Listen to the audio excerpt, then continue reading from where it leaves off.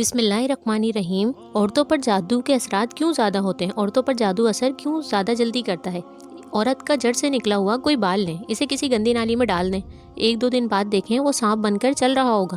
تنکے کی مدد سے اوپر کریں تو وہ پھر بال بن جائے گا۔ دنیا کا مضبوط ترین جادو جڑ سے نکلے ہوئے بالوں سے کیا جاتا ہے۔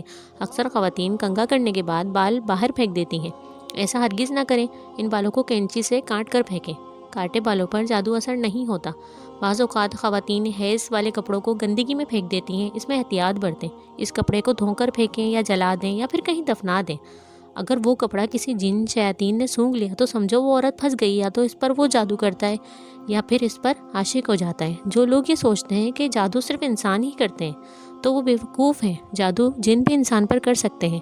اگر آپ لوگ میرے چینل پہ نئے ہیں اور اسی طرح کی انفارمیشن حاصل کرنا چاہتے ہیں تو میرے چینل کو سبسکرائب کریں، لائک کریں، تاکہ اسی طرح کی انفارمیشن آپ تک پہنچتی رہے۔ جزاک اللہ۔